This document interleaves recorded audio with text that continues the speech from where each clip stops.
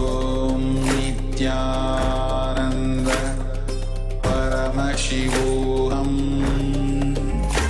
Om Nithyananda Paramashivoham. Om Nithyananda Paramashivoham. Om Nithyananda Paramashivoham. Om Nithyananda Paramashivoham. Om Nithyananda Paramashivoham. Om Nithyananda Paramashivoham. Om Nithyananda Paramashivoham. Om Nithyananda Paramashivoham. Om Nithyananda Paramashivoham. Om Nithyananda Paramashivoham. Om Nithyananda Paramashivoham. Om Nithyananda Paramashivoham.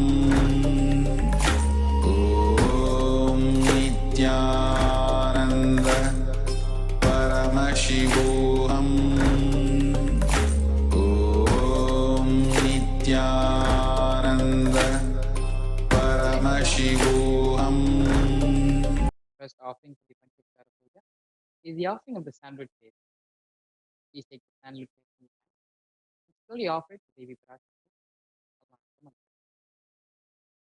Om Gandhadvaranduradharshyamityapustham karishinim Ishvarigum sabhutanam tamihopahvaye shriyam Gandhandharayami. The next offering is the offering of flowers. Please take the flowers in your hands and offer them to Devi Parashakti along with the mantra. Om Yopam Pushpam Veda Pushpan Prajavaan Pashaman Bhavate Chandramava Apam Pushpam Pushpavan Prajavaan Pashaman Bhavate Yaevam Veda Yopamayatanam Veda Ayatanavan Bhavate Pushpaish Pujayami. Next, Devi Parashakti. The offering of Rupa, incense. Please take the lit incense stick in your hand. Slowly wave them towards Devi Parashakti along with the mantra. Using the bell, we do so. Om Dhur Sidhur Vadhur Vantan Dhur Vatayasma.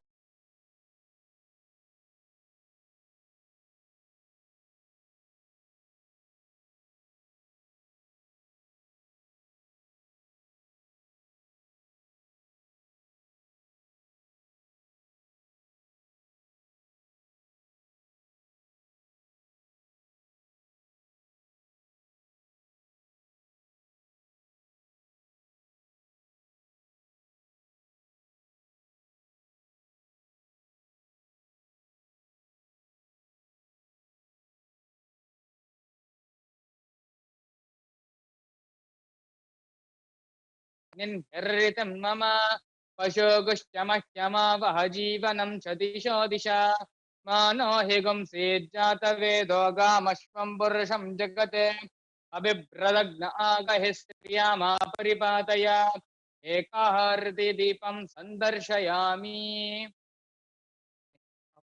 The offering of Navy, the offering, please take your water in your hands and rotate it around the Naivedyam clockwise and offer it to Devi Parashakti along with the mantra. Please ring the bell. We do so. Om Madhuvatartayate Madhukarndi Sindhavaha Madhvirna Santoshadhihi मधुनक्तमुतोषसि मधुवत्पार्थिवगुं व्रजः मधुद्योरस्तु नः पिता मधुमान्नो वनस्पतिर्मधुभागुमस्तु सूर्यः माद्वीर्गावो भवन्तु नः मधु मधु मधु नैवेद्यं निवेदयामि. The next offering, the offering of Aratri. Please take the lit Aarti in hands. Slowly wave it towards Devi Parashakti along with the mantra. Please ring the bell.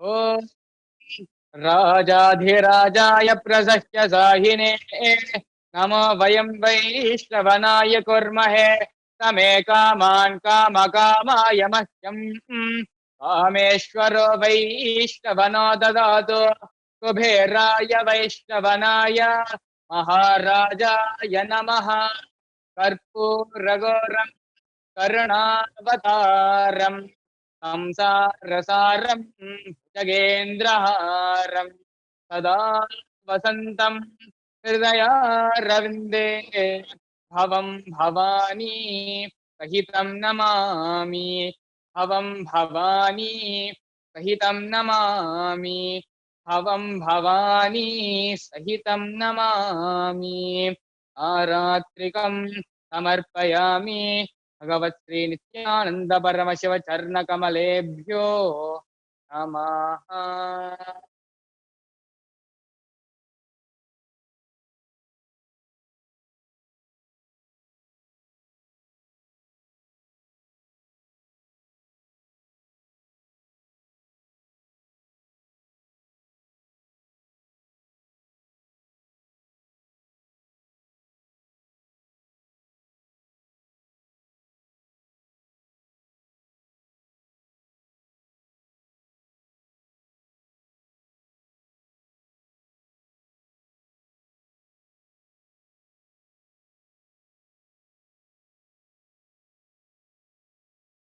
Connecting with the divine with your eyes closed is meditation. Connecting with the divine with your eyes open is darshan. Come, let us all now move from meditation to darshan. Slowly, very slowly, please open your eyes.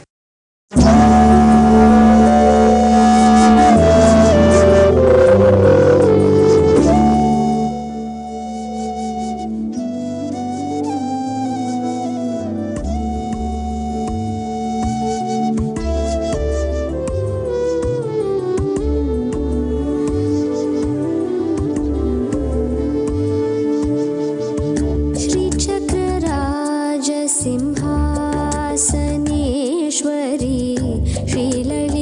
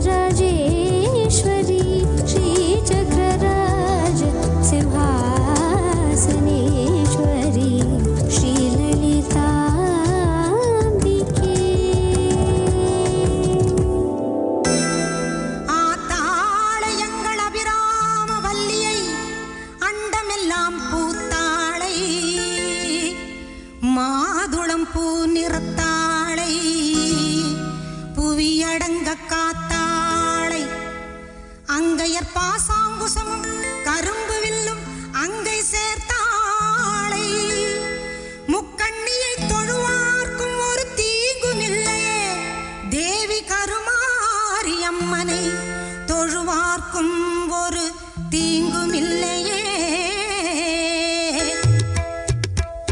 செல்லாத்தா செல்ல மாரியாத்தா செல்லாத்தா செல்ல மாரியாத்தா எங்கள் சிந்தையில் வந்து அரை வினாடி நில்லாத்தா கண்ணாத்தா பொன்ன காணாத்தா கண்ணாத்தா பொன்ன காணாத்தா இந்த ஜென்மம் எடுத்து என்ன பயன் என்று சொல்லடி நீயாத்தா அம்மா சொல்லடி நீயாத்தா தாயே சொல்லடி நீயாத்தா செல்லா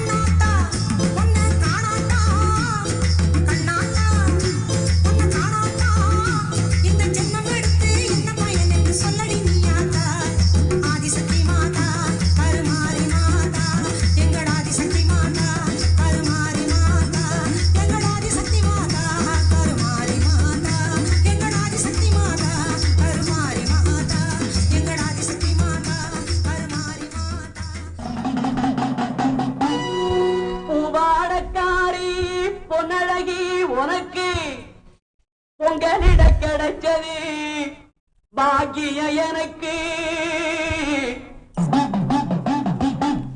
மீன்கார வீடெங்கும் மீன் வாசம் இருக்கும் அடி மீனாட்சி நீ வந்தா நீ வாசம் அடிக்கும்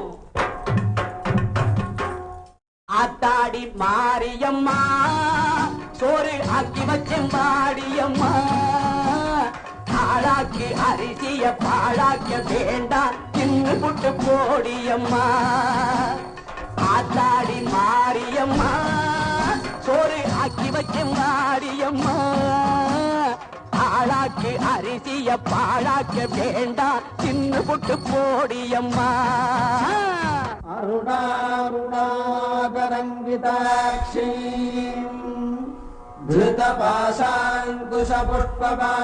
धृतपाशाङ्कुशपुष्पबाणचापाम् अणिमादिभिरावृताम् मयूखैरहमित्येव विभावते भवानी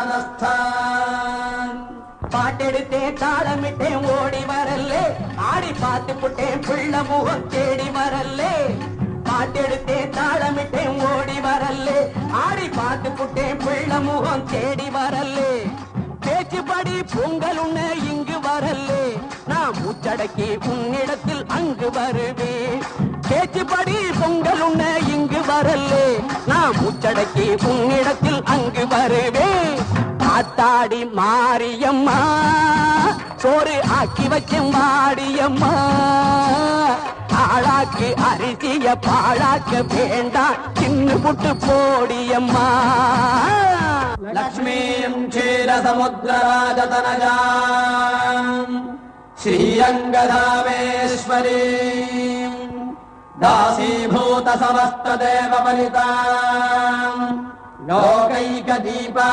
लोकैकदीपाङ्कुराम् श्रीमन्मन्दकटाक्षलब्धविभव ब्रह्मेन्द्र गङ्गाधराम् त्वाम् त्रैलोक्यकुटुम्बिनीम् सरसिजाम् वन्दे मुकुन्दप्रियाम्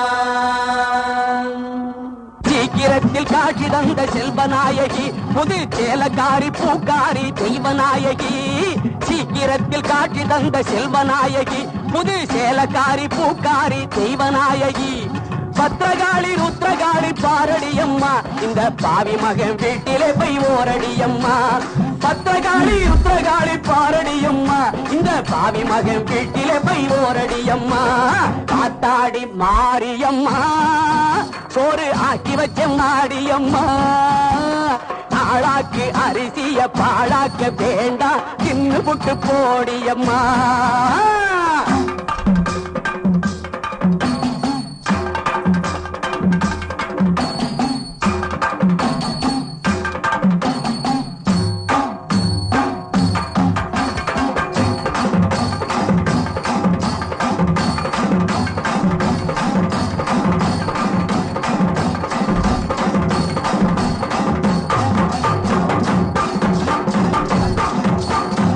பொம்மலாட்டந்தா இந்த வாழ்க்கைய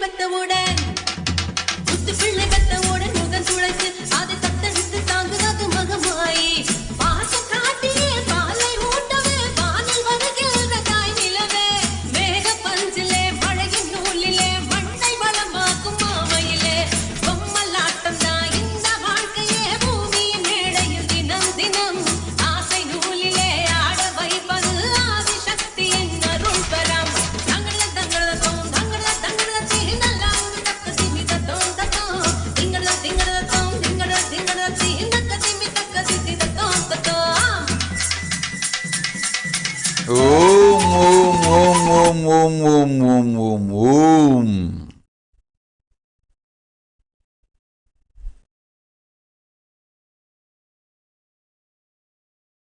ஓம் ஓம் ஓம் ஓம் ஓம் ஓம். ஓங்காரத்தின் மூலம் உயிர்நாதம் ஞான உயர் ரிங்கார பிரவர்த்தினி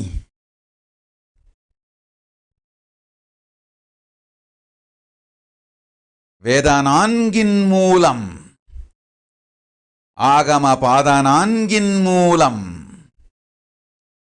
பஞ்ச பிராணனாய் மலர்ந்து பிராணவியான உதான சமான அபானனாய் உயிருக்குள்ளெல்லாம் உயிர்த்து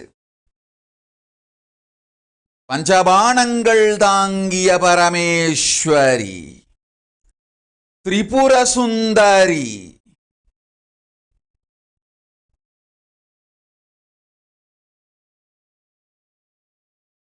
பரமசிவன் பாகம் அமர்ந்து பாராளும் பரமேஸ்வரி பாஞ்சஜன்யம் தாங்கிய பரந்தாமந்தங்கை யோகமாயை ஜெகமாளும் ஜெகதாத்ரி நித்யானந்த ரூபம் கொண்டு நிஜாவதாரமாய் இங்கு வந்தேன். நன்மைகள் செய்திட உண்மைகள் சொல்லிட உத்தரவு தந்திட உயிரெல்லாம் மலர்ந்திட பரத்தை காட்டிட பரிகாரம் தந்திட பிரம்மத்தை உணர்த்திட பிராயஷ்சித்தமும் கொடுத்திட அன்னை பரமேஸ்வரி ஆனந்தமாய் வந்துதித்தேன் இங்கு. வாருங்கள் மக்களே, நல்லதெல்லாம் பெற்று நன்மையோடு வாழுங்கள். ஓம் ஓம் ஓம் ஓம் ஓம் ஓம் ஓம் ஓம் ஓம் ஓம் ஓம் ஓம்.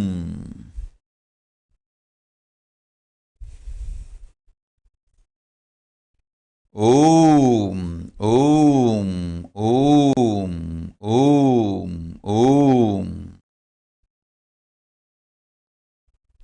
மாரிமக மாயம்மா மனக்குறைய தீர்க்கும் அம்மா இருவெள்ளி விரதம் சொல்லி எடுத்து வரோம் முழப்பாரி.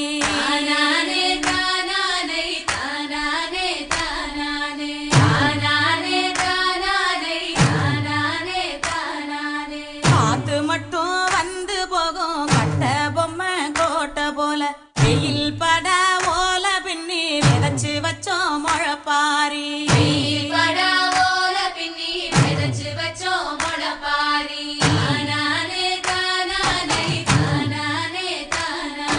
நடுவினிலே பொத்தி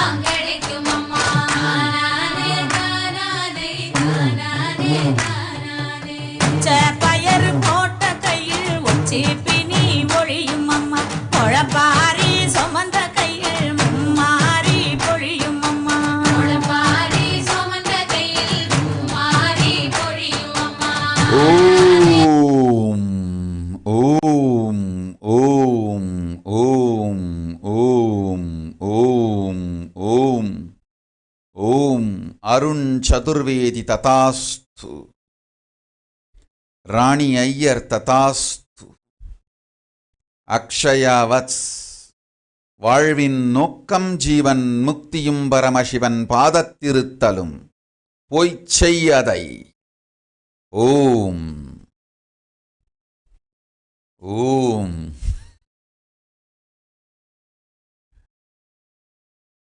ஓம் வைஷாலி வர்மா கமலா நூலுவிற்கு பிறந்த நாள் ஆசிகளும் பெரு நன்மைகளும் நீண்ட ஆயுளோடு நிரந்தர உடல் நலமும் தந்தோம் அருளோடு அஞ்சேல்.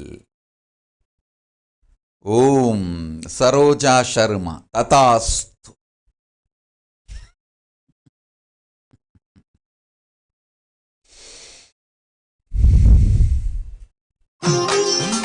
மாயாதாஸ் நீ தந்த சர்வ பரித்தியாகம் ஏற்றேன், உன் பக்தியும் நேர்மையும் நிறைவும் போதும், வந்து நிதம் என இணையத்தில் தரிசித்துச் செல், வேறொரு பரிகாரம் வேண்டாம் உனக்கு, கடந்ததும் இருப்பதும் வருவதும் நாமே என்று உணர்ந்து நம்முள் நிலைத்திடு, நல்ல ஞானம் உனக்குண்டு, கடந்தது இருப்பது வருவது எல்லாம் நானே, வாழ்வாய் ஆனந்தத்தோடு மகளே, அச்சம் வேண்டாம்.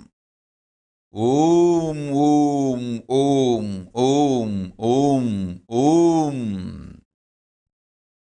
பவித்ரா லக்ஷ்மணன் சுகயோகா உன் ஆன்மீகப் பெயர். ஓம் சுமன்யு ததாஸ்து. கீதாதேவி கேட்டதை விட 3 மடங்கு செல்வம் தந்தேன், போ. ஓம் ஷர்மிளா ராஜேந்திரன் ஆகட்டும் அப்படியே, மகளுக்கு ஆனநல் ஞானமளிக்கின்றேன், அச்சம் வேண்டாம். ஓம் ஓம் ஓம். ஆடுக ஊஞ்சல் ஆடுகவே அம்மா தாயே ஆடுகவே, ஆடுக ஊஞ்சல் ஆடுகவே அம்மா தாயே ஆடுகவே. ஓம் அக்னி அப்போஜித் குருவோடு பேரம் பேசி வாழ்க்கையா குருவா என்று ஊசலாடிய மனத்தினாலே குருவும் இழந்தாய் வாழ்வும் இழந்தாய். உலகத்தோடு எக்காரணம் கொண்டு ஒட்டினாலும் குருவை இழந்தார்க்கு குலமும் இல்லை குவலயமும் இல்லை. பேரம் பேசும் மனத்தை விட்டு குருவின் திருவடியை முழுமையாய்ப் பற்றி சரணடை. கடன் மட்டுமல்ல கர்மத்தையும் சேர்த்துக் கழிக்கிறேன். ஞானம் உண்டு யோகம் உண்டு குருவடியில் திருவடியில். பேரம் பேசும் மனத்தை விட்டு ஞானத்தோடு கொண்ட சரணடியை குருவின் திருவடி பற்றி வாழ்வதே வாழ்க்கை என தெளிவாய் சரணடை. கடனொடு கருமங்களும் தீர்த்து ஞான வாழ்க்கையும் பரமசிவன் பதத்தில் கைலாச வாழ்க்கையும் அளிக்கின்றேன், போய் வா. ஓம் ஓம் ஓம் ஓம் ஓம். மதுரை மீனாட்சி அருள்வாய் காஞ்சி காமாட்சி, அன்பாய் என்னை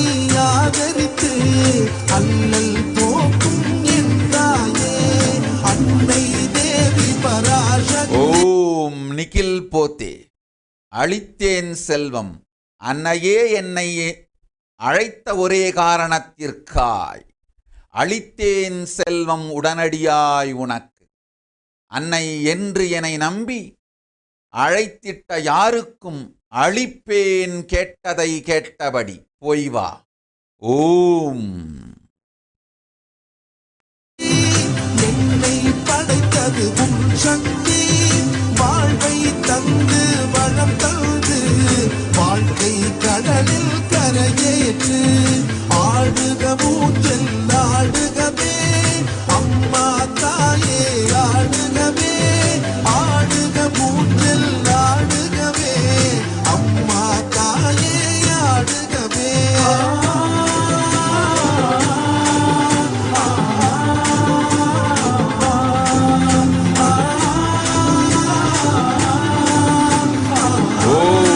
பரமேஸ்வரி கிருஷ்ணன் ததாஸ்து. ஓம் ஓம் ஓம். ஆலயத்தில் வந்தவர்க்கெல்லாம் வளம் பெறுமே. ஓங்கார பொருள் நீதானே, உலகம் என்பதும் நீதானே. காணும் இயற்கை காட்சிகளும் காற்றும் மழையும் நீதானே.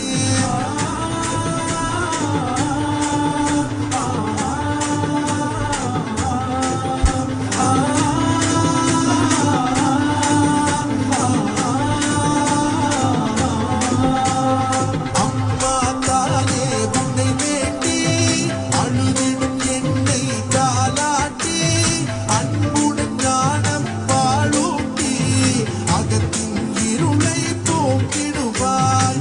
உலகக் கோயில் உன் கோவில் உயரும் மூச்சும் உன் வடிவம் பேச்சும் செயலும் உன் செயலே பெருகட்டும் உந்தன் பேரருளே. ஆடுக ஊஞ்சல் ஆடுகவே அம்மா தாயே ஆடுகவே ஆடுக ஊஞ்சல் ஆடுகவே அம்மா தாயே ஆடுகவே.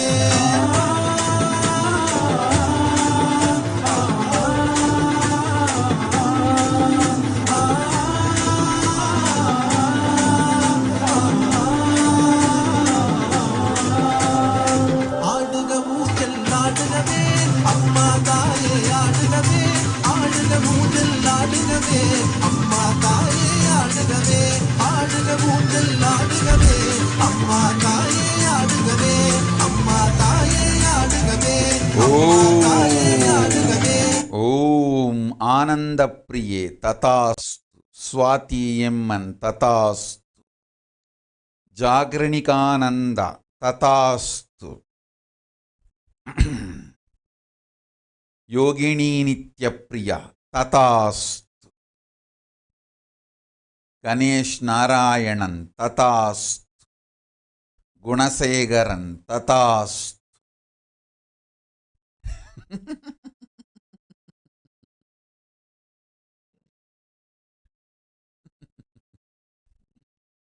ஓம் ஓம் ஓம் ஓம்.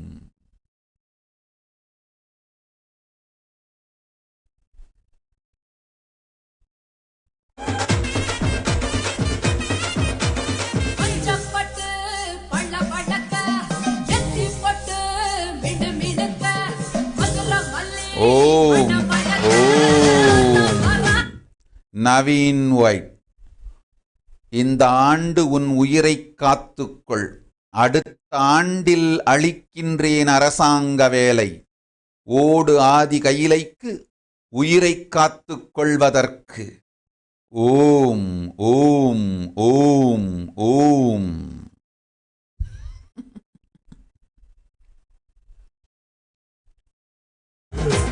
பஞ்சப்பட்டு பள்ள படக்க எத்தி பட்டு மிடு மிடுக்க மதுர மல்லி மண மணக்க அண்ணா பலாடா ஆரி அண்ணா பலாடா. உலக காக்க தானடா ஓடி வந்த தாயடா நினைச்சதெல்லாம் நடத்தி வைப்போம் நம்ம தாய் மாறிடா. உலக காக்க தானடா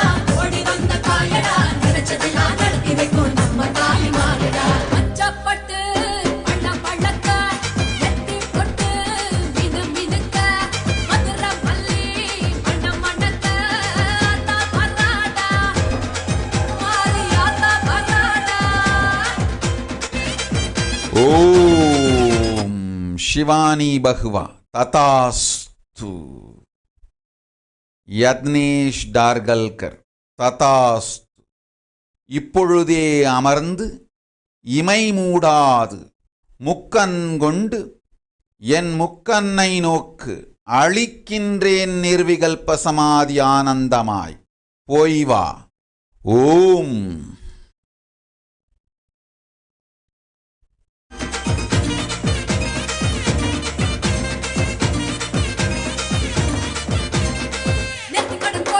ஓம். கார்த்திக் தினகரன் காக்கின்றேன் உன் அன்னையை போய் வா.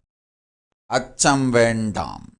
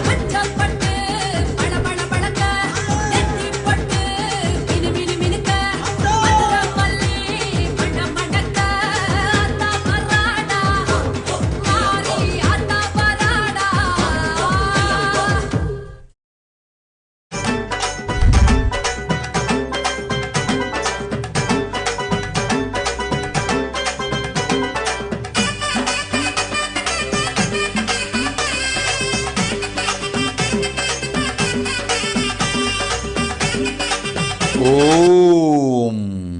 ஓம். ஓம். ஓம். ஓம். ஓம். ஓம். ஓம். ஓம். ஓம். ஓம். ஓம். ஓம். ஓம். ஓம். பாரங்கும் அமர்ந்திருக்கும் பக்தர்களே கேளுங்கள்.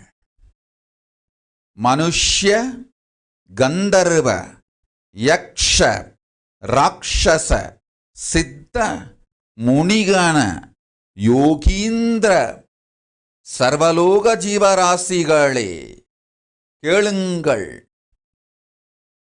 நேராயமர்ந்து குண்டாலினி சக்தி மலர்ந்திட சித்தத்தில் எனை நிறைத்து நிர்விகல்பமாயமர்ந்திடுங்கள்.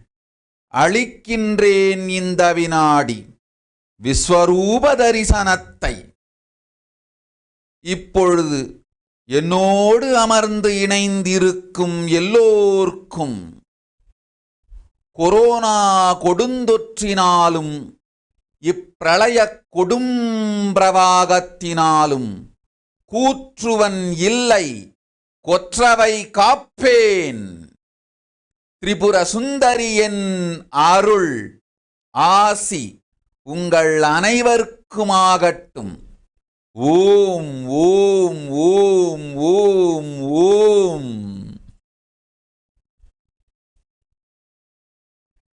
வசந்தா ததாஸ்து. உன் மகள் சாம்பவியை காக்கின்றேன், அச்சம் வேண்டாம். நன்மை உண்டு, உடல் நலம் உண்டு, உயிர் நலமும் உண்டு. ஓம்.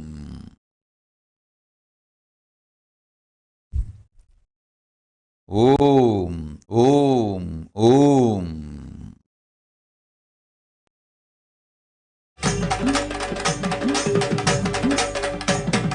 மலையனூரிலே புற்ற உருவிலே மயானம் காப்பாளங்காளி.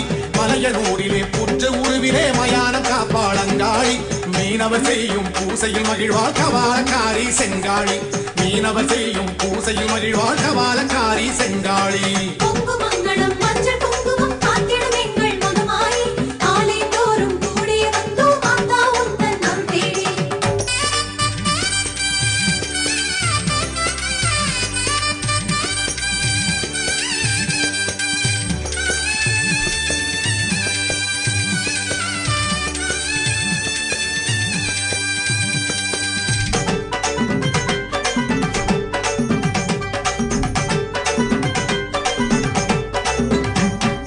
திருவக்கரையிலே வக்ரகாளியாய் திருவருள் புரிவாள் சிவகாளி.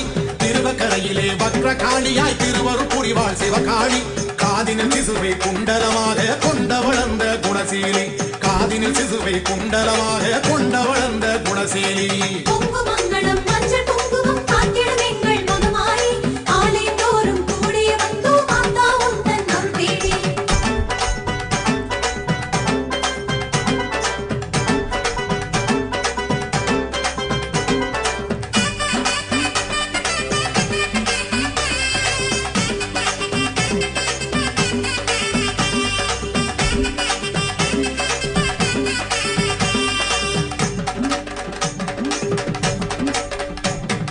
குலசை நகரிலே முத்தாரம்மனாய் அதிசயம் செய்வாள் அருமாரி.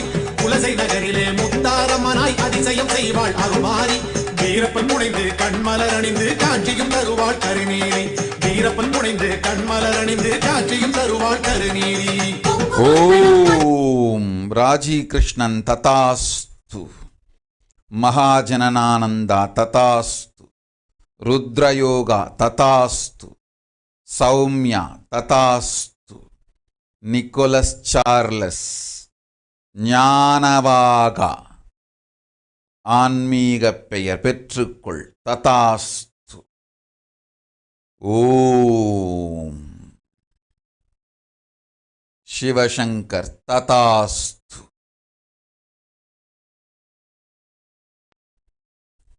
சக்தி வடிவிலே அவையம் அருள்வாள் மகமாயி.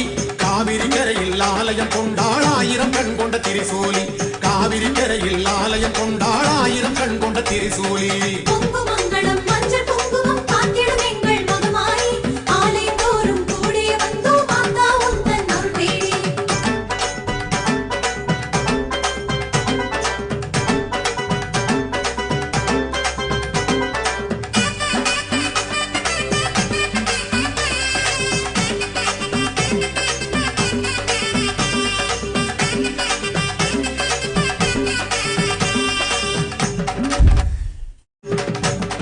ஓம். டாக்டர் இமான்ஷு ஸ்ரீவத்சவா.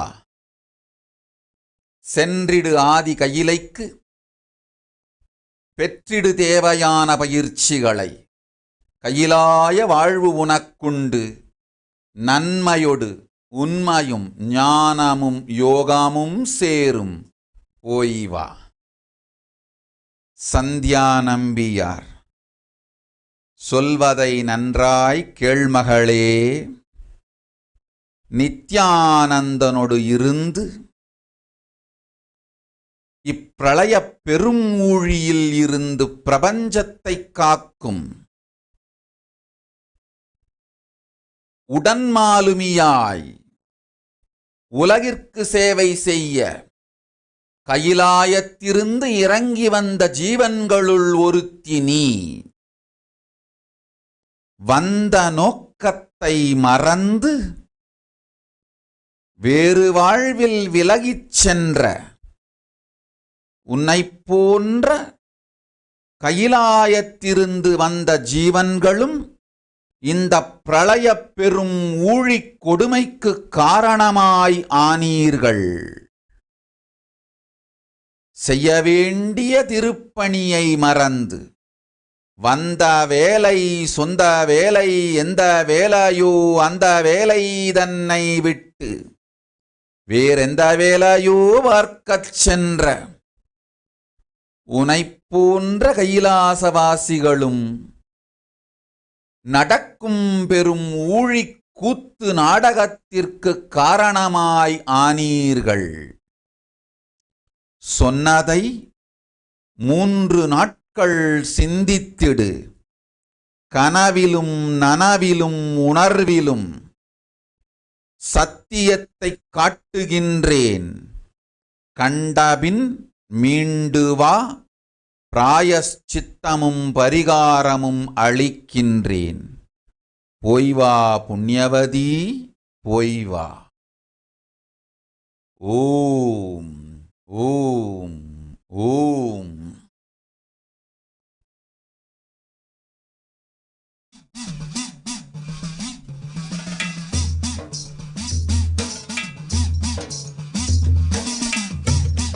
தமல் தருந்தாஸ். குடும்பத்தை காக்கின்றேன், கவலை வேண்டாம். தினம்தோறும் வந்து அன்னையை தரிசித்துச் செல். கூற்றுவன் இல்லை, கோற்றவை காக்கின்றேன், போ. ஓம்.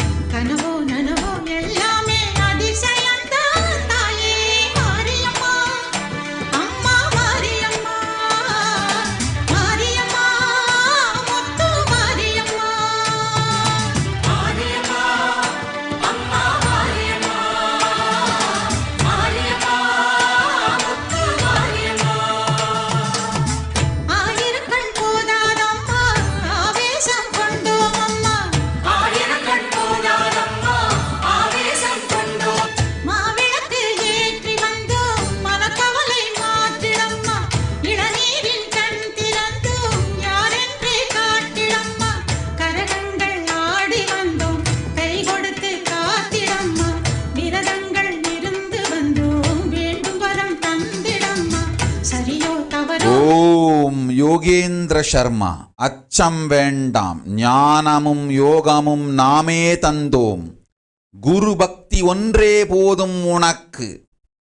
செல்வமும் வரும், தர்மமும் உண்டு, அர்த்தமும் காமமும் மோக்ஷமும் பொங்கும். எல்லா நன்மையும் தருவோம், ஜீவன் முக்த வாழ்வும் தருவோம். சிறப்பான கையிலை வாசமும் நித்யானந்தன் பதத்து சாயுஜ்ய முக்தியும் தந்தோம் போய் வா. ஓம் ஓம் ஓம். கௌரி தங்கவேல். பெரும்பணம் வரும் போ. சந்திரபிரபாஸ் யோகராஜா. உடல் நலம் உனக்கும் தந்தேன், மகளுக்கும் தந்தேன், போய் வா. ஓம்.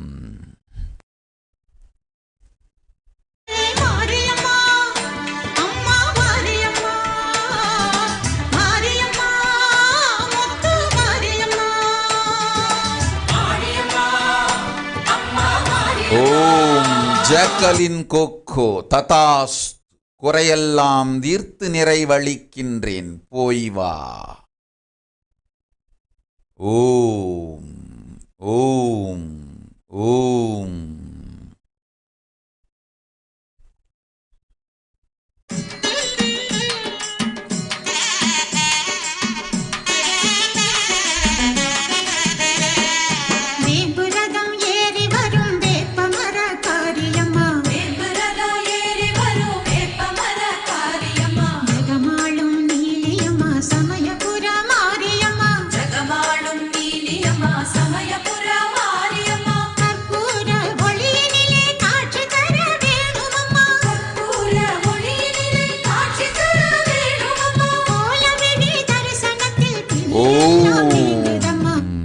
யதீஸ்வரி கண்ணன்.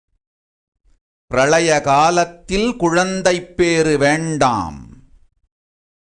குற்றுயிரும் கொலையுயிருமாய் கொலை செய்யப்பட்ட உயிர்களும் பிரேத பிசாசங்களும் பூமியை சுற்றிச் சூழ்ந்து கொண்டிருப்பதனால் இப்பொழுது கருவுற்று குழந்தை பெற்றால் இந்த கொடுமையான ராட்சசர்கள் உயிர் பெற்று விடுவார்கள், உன் குழந்தைகளாய் பிறந்து விடுவார்கள். வேண்டாம், காத்திரு.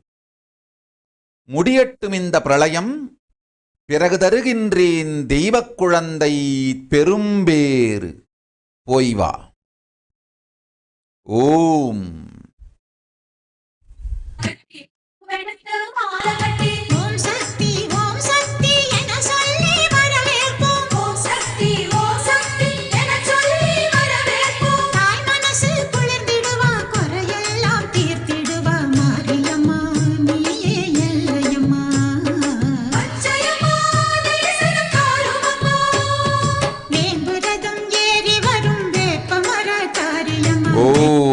செசிலியா. ததாஸ்து. பரமேஸ்வரி கிருஷ்ணன். ததாஸ்து. சுமீர் கவுர். ததாஸ்து. ஷர்மி பட்டேல். ததாஸ்து.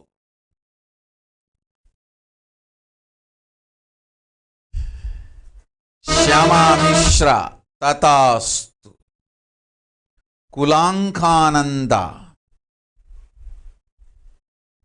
முறையான பிராயஷ்சித்தம் பெற்று குருவடியைச் சரணடை, நன்மை சேரும். நிராகார சம்யமம் முழுமையாய் 21 நாட்கள் செய்திடு. இதுவே உனக்கு பிராயஷ்சித்தம். மீண்டும் குருவடி கிட்டும். ஷியாமளா ரங்கசாமி. கையிலாய வாழ்க்கையே உன் பிறப்பின் நோக்கம். மீண்டும் அதை இழக்காதே, வந்து சேர். பல்லவி வீராந்தி. ததாஸ்து. போய் வா. ஓம்.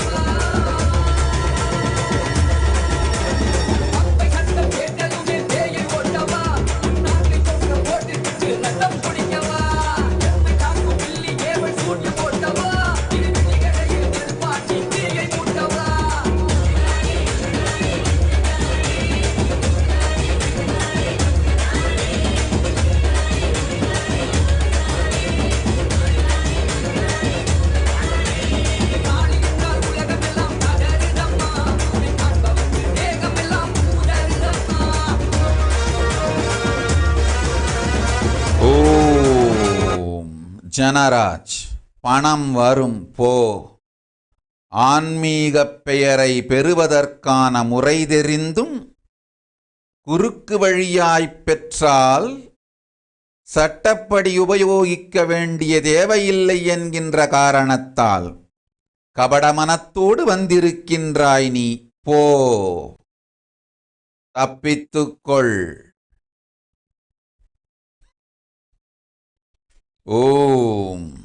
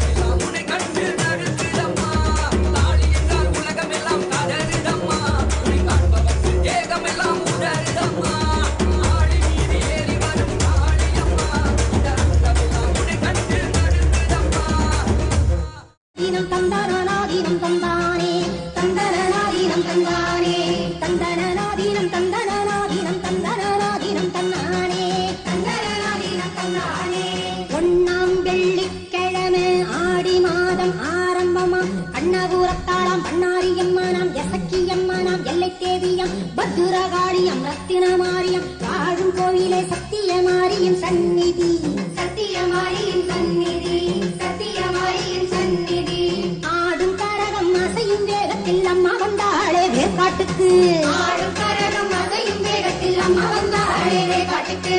தந்தனானாதீனம் தந்தனானாதீனம் தந்தனானாதீனம் தந்தானே, தந்தனானாதீனம் தந்தானே, தந்தனானாதீனம் தந்தனானாதீனம் தந்தனானாதீனம் தந்தானே, தந்தனானாதீனம் தந்தானே. இரண்டாம் வெள்ளிக்கிழமை அபிஷேகம் நைவேத்தியம் முண்டகக் கண்ணியம் குழுகாணத்தம்மானம் வேம்புலியம்மானம் சோலையம்மானம் செங்காளம்மானம் பெரியம்மானியம். ஓம். ஷாலினி அசோகன், தப்பித்து ஓடு ஆதி கையிலைக்கு. நீ முடிவெடுத்தால் அதை செய்திடும் நேர்மையும் சக்தியும் உனக்குண்டு. தப்பியோடு, தப்பித்துக் கொள்வாய். நன்றாய் கேட்டுக்கொள் சொல்வதை மகளே. வரப்போகும் பெரும் ஊழிப் பிரளயத்திலிருந்து மலேசிய நாட்டை காத்திட இருமுறை நான் கட்டிய கப்பலையும் கொள்ளைக்காரர்கள் கொண்டு போன போது மலேசிய பக்தர்கள் சும்மா இருந்தீர்கள். நான் கட்டிய கப்பல் எனக்கல்ல உங்களை காக்க என்பதை புரியாது திருடர்கள் இருமுறை அதை கொள்ளை கொண்டு போன போதும் அது என் சொத்து என்று நினைந்து உங்கள் சொத்து என்று மதிக்காமல் சும்மா இருந்ததனால் இப்பொழுது வரும் துக்கத்தை தனியாய் வருத்தத்தோடு அனுபவிக்கின்றீர்கள். நன்றாய் கேட்டுக்கொள்ளுங்கள்.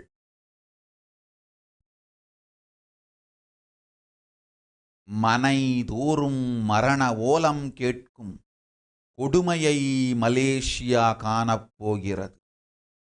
கொரோனா கொள்ளை நோய் மலைநாட்டை கொண்டு போகும் கொடுமையை பார்க்கப் போகிறீர்கள். உயிர் காக்க வேண்டும் என்று நினைப்பவர்கள், உயிரை காத்துக்கொள்ள நினைப்பவர்கள் ஓடுங்கள் ஆதி கையிலைக்கு. நான் செய்திருந்த ஞானக் கப்பல் மலேசியாவில் மலர்ந்திருக்குமானால் இன்று ஆதி கையிலையைப் போல் அங்கும் உங்களையெல்லாம் காத்திருப்பேன். கட்டிய கப்பலை திருடிக் கொள்ளை கொண்டு போனபோது கவலையில்லாமல் இருந்தீர்கள். இப்பொழுது பார்ப்பீர்கள் மனைதோறும் மரண ஓலம் கேட்பதை. யார் தடுக்க முடியும்? அவரவர் கர்மம் அவரவர்க்கானது. ஓம் ஓம் ஓம்.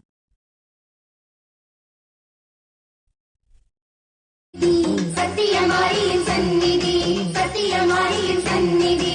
ஆடும் கரகம் அசையும் வேகத்தில் அம்மா வந்தாளே காட்டுக்கு, ஆடும் கரகம் அசையும் வேகத்தில் அம்மா வந்தாளே காட்டுக்கு.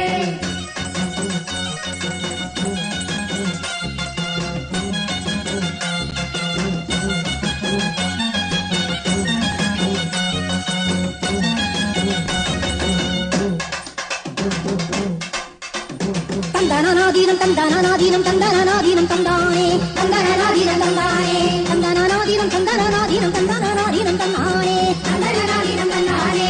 மூணாம் வெள்ளிக்கிழமை காப்பு கட்டி கூழ்வார்த்தோம் கோட்டை மாரியம் முப்பாத்தம்மனம் பாளையத்தம்மனம் அங்காளம்மனம் முத்தாரம்மனம் மதுர காளியம் வாழும் கோவில சத்தியமாரியின் சந்நிதி, சத்தியமாரியின் சந்நிதி, சத்தியமாரியின் சந்நிதி. ஆடும் கரகம் அசையும் வேகத்தில் அம்மா வந்தாளே வேர்காட்டுக்கு.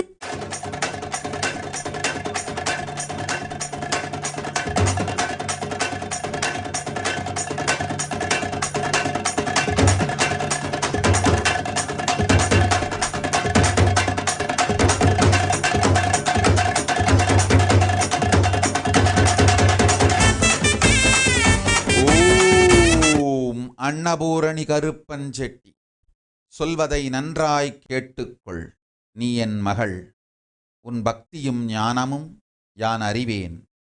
உன் பெயராலே தொழில் தொடங்கு, அதில் பெரும் செல்வம் அளிக்கின்றேன். அதை வைத்து அவர்கள் கடனை தீர்த்திடு. உன் மகள்களை நீ பார்த்துக்கொள், அவர்களை காப்பேன், நன்றாய் புரிந்துகொள். நீ சொன்னாலும் உன் குடும்பத்தார் கேட்க மாட்டார்கள். அவர்கள் கேட்டு திரும்ப கொடுத்தாலும் பெறமாட்டேன். அந்த சொத்தும் அந்த கர்மமும் அவர்கள் வம்சமெல்லாம் அனுபவித்தே தீர வேண்டும். உன்னை காக்கின்றேன். உன் பெயரால் நிகழ்த்தும் தொழிலுக்கு செல்வமும் பொருளும் உனக்கு நல்ல அருளும் தருகின்றேன். அச்செல்வம் கொண்டு அவர்கள் கடனை தீர்த்திடு. உன் மகள்களை நீ பார்த்துக்கொள்.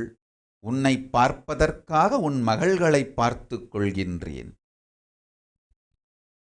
செட்டிநாட்டு திருப்பூட்டு என் கழுத்தில் தொங்குவதனால் ஆட்சிகளின் மாங்கல்யத்திற்கு நாம் காப்பு. உன் மாங்கல்யம் காக்கின்றேன். அஞ்சாதே, போ.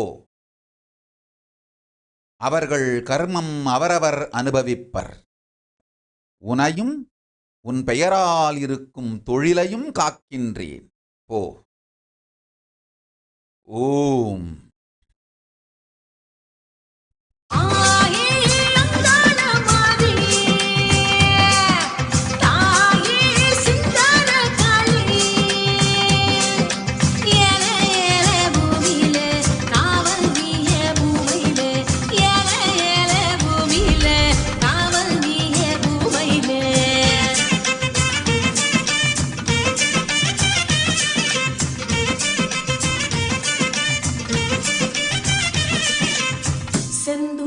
பொட்டழகி செவ்வாட பட்டழகி முத்தான முத்தழகி முல்லைவன பூவழகி செந்தூர பொட்டழகி செவ்வாட பட்டழகி முத்தான முத்தழகி முல்லைவன பூவழகி வண்ணாரி மாரியம்மா அங்காள தேவி அம்மா வெக்காளி நீலியம்மா வெற்றி தர வேணும் அம்மா. அம்மா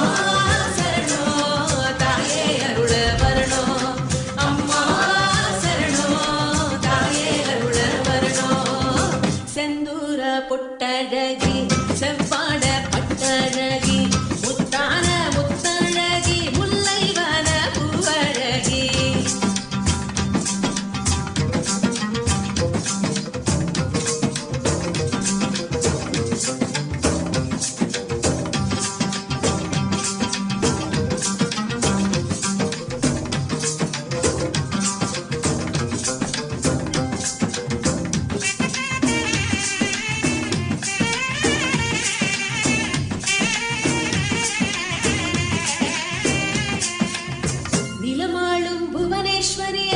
நினைவெல்லாம் ஜெகதீஸ்வரியே அம்மாவோ பாதம் சரணம்.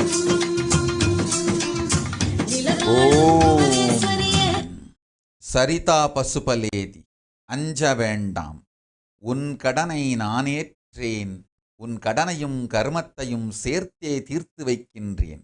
கவலை வேண்டாம் மகளே, உன் பக்தி சொல்லொணாத பெரும் நல்பக்தி.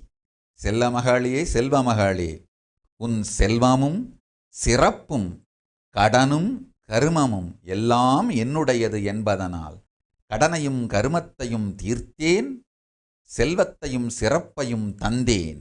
போய் வா. ஓம். செந்தூர பொட்டழகி, செவ்வாழ பட்டழகி, முத்தான முத்தழகி, முல்லைவன பூவழகி. செந்தூர பொட்டழகி, செவ்வாழ பட்டழகி, முத்தான முத்தழகி, முல்லைவன பூவழகி.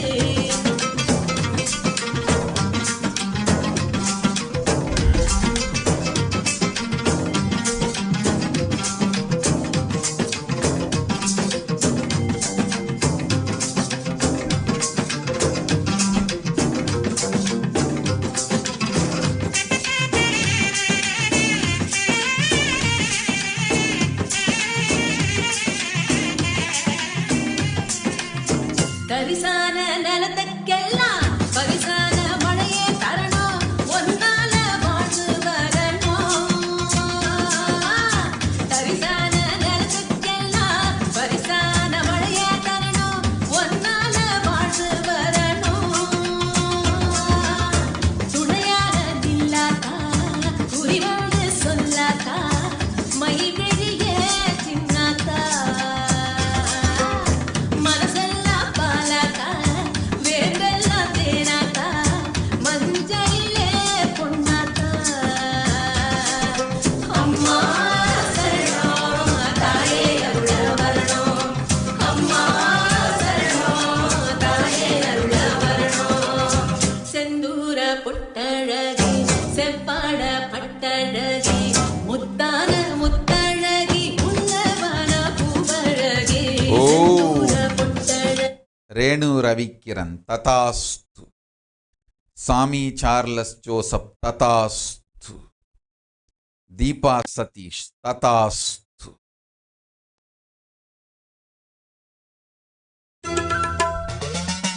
கங்கா கௌதம் ததாஸ்து.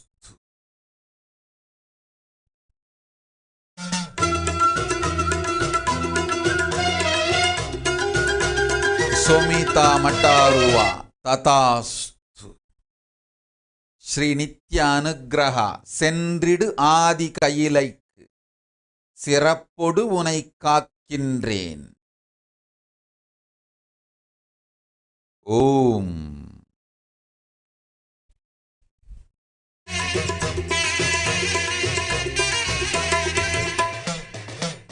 சவப்பு செல்ல கட்டிக்கிட்டு வேப்பிலையும் எடுத்துக்கிட்டு வேர்காட்டு கருமாறி ஆடி வந்தாளா. சவப்பு செல்ல கட்டிக்கிட்டு வேப்பிலையும் எடுத்துக்கிட்டு வேர்காட்டு கருமாறி ஆடி வந்தாளாம். அவள் இருப்புடனே தொழுபவரி வினைகளையே ஓட வைத்து பொறுப்புடனே நம்மை காக்க ஆடி வந்தாளாம். மாரியம்மா கருமாரியம்மா, மாரியம்மா கருமாரியம்மா.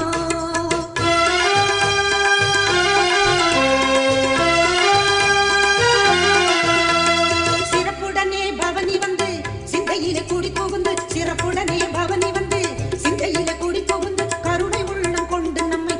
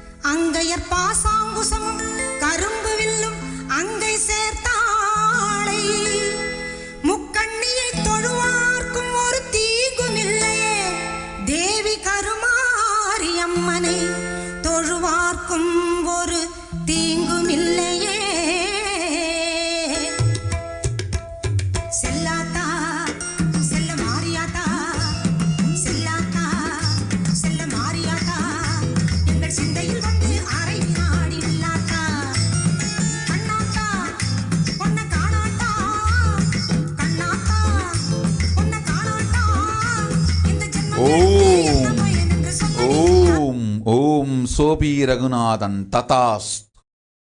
தந்தேன் முக்கன் சக்தியும் ஞானமும் 24 மணி நேரத்திற்குள் முக்கன் மலர்ந்து முக்கன் சக்திகளை முழுமையாய் வெளிப்படுத்தி வாழ்வாய். அளித்தேன் வரம் அன்னை பரமேஸ்வரி. ஆனந்தத்தோடு வாழ்ந்திடு. அட்டமா சித்திகளும் அட்ட கன்மமும் அளிக்கின்றேன். முதலில் பெற்றுக்கொள் இந்த முக்கன் மலரும் வரந்தனை. ஓம்.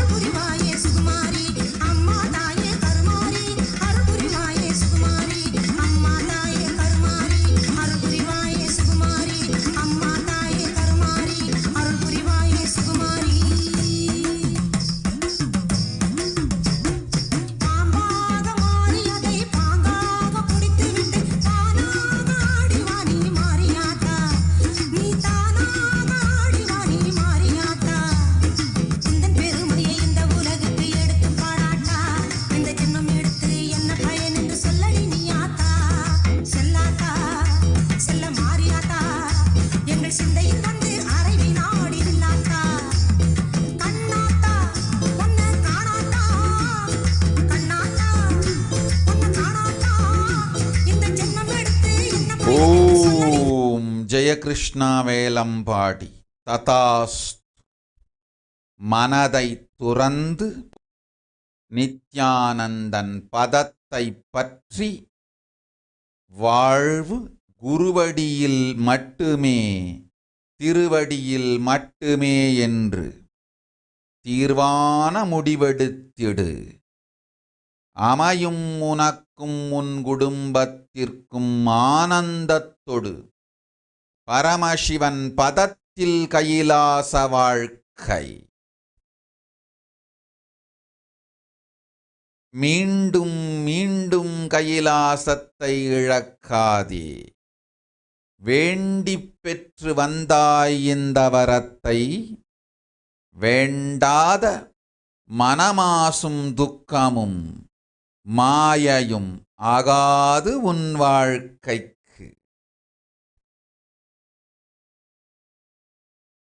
அச்சமும் ஆசையும் குற்றமும் கோபமும் கடனும் கருமமும் மாயை மயக்கத்தால் வந்து சேர்ந்தன.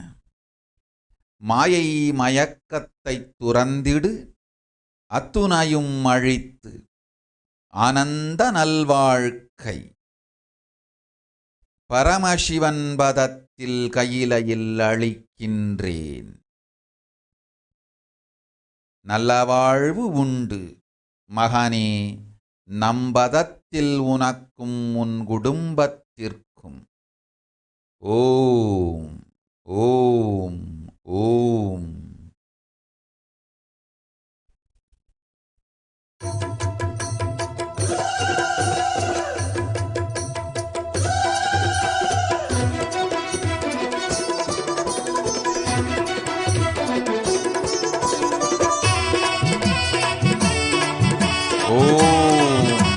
வீரேந்திர குமார் சர்மா. ததாஸ்து.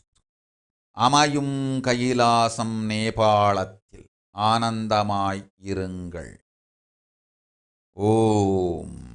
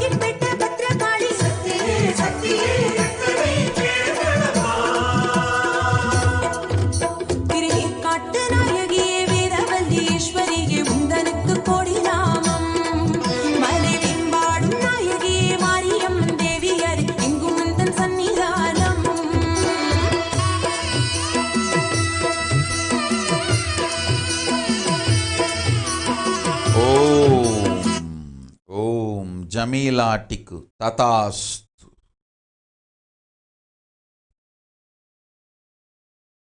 சுதர்ஷினி பிரதாபன் ததாஸ்து. புஷ்கலானந்த ததாஸ்து.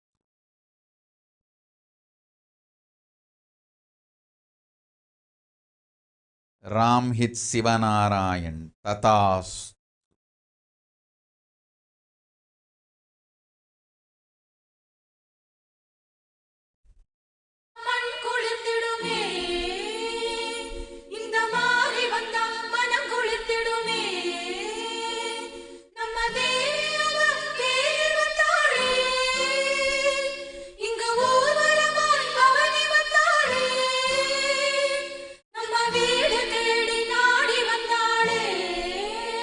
ஓம் சிதம்பரானந்தா. நினைத்ததை விட பெரும் செல்வம் அளிக்கின்றேன். அஞ்சாதே, கவலை வேண்டாம். பெரும் செல்வம் அன்னை லக்குமி உன்மீது பொழிகின்றாள், நன்மையும் செய்கின்றாள். நற்செல்வமும் நல்ல முறையில் அதை கையிலைக்கு செய்து சேவையும் நன்மையும் நன்மையினால் விளையும் மீண்டும் வரும் பெரும் நற்செல்வமும் பெரும் நற்செல்வத்தால் மீண்டும் செய்யும் பெரும் சேவையும் என தர்மத்தொடு சேர்ந்த அர்த்தமும் அர்த்தத்தொடு சேர்ந்த மோக்ஷமும் அளித்தேன் உங்கள் குடும்பத்திற்கே. நன்மை உண்டு, போய் வா.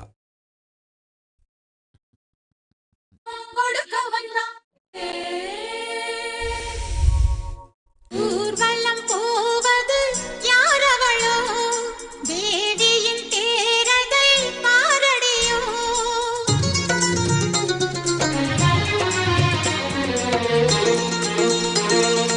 ஊர்வலம் போவது யாரவளோ. ஓம் மஞ்சுநாதா மகாலிங்கப்பா ததாஸ்து. கூற்றுவன் இல்லை, கொற்றவை காக்கின்றேன் போ.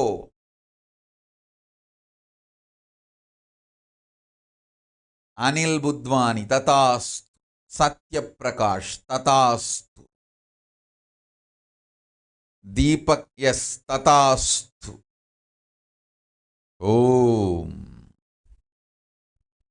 நித்யானந்த பிரக்ஞா ததாஸ்து.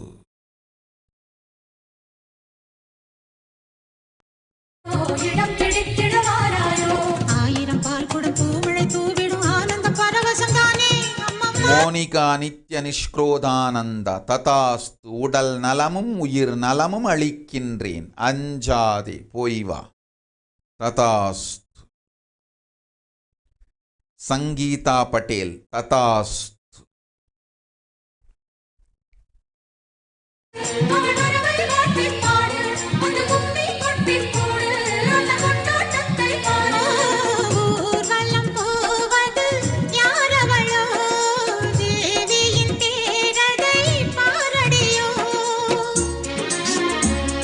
ஓம் அபரிச்சேத்யானந்த ததாஸ்து. தர்மதரானந்த ததாஸ்து.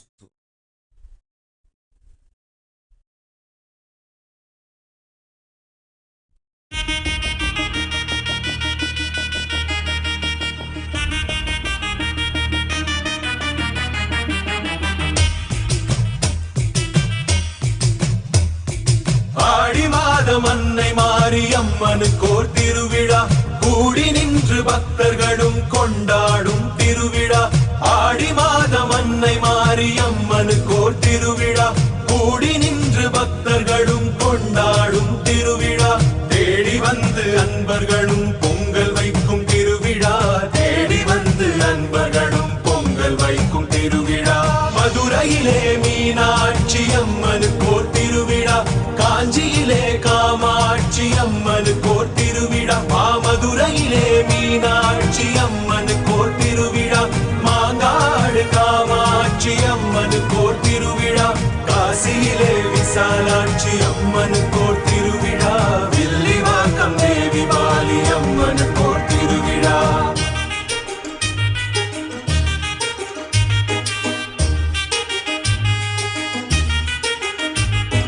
சமயபுர மகமாயி அம்மனுக்கோர் திருவிழா, சர்வலோகம் காத்தருளும் சாமுண்டி திருவிழா. சமயபுர மகமாயி அம்மனுக்கோர் திருவிழா, சர்வலோகம் காத்தருளும் சாமுண்டி திருவிழா. மஞ்சள் பூசி மகிழ்ந்திருக்கும் மாரியம்மன் திருவிழா, மங்களமாய் வாழ்வழிக்கும் மாகாளி திருவிழா. மஞ்சள் பூசி மகிழ்ந்திருக்கும் மாரியம்மன் திருவிழா, திருவேற்காட்டில் வாழும் கருமாரி திருவிழா. ஓம் என்ற சொல்லில் வரும் ஓங்காரிணி அம்மா, ஓங்கார ரூபிணியே எங்கள் கருமாரியம்மா. ஓம் என்ற சொல்லில் வரும் ஓங்காரிணி அம்மா, ஓங்கார ரூபிணியே எங்கள் கருமாரியம்மா. சென்னை ஸ்ரீ காளிகாம்பழம்மனுக்கோர் திருவிழா, கருமாரியம்மனுக்கோர் சிங்கார திருவிழா, அகிலமெல்லாம் கொண்டாடும் அலங்கார திருவிழா, திருவொற்றியூர் வடிவுடையம்மனுக்கோர் திருவிழா.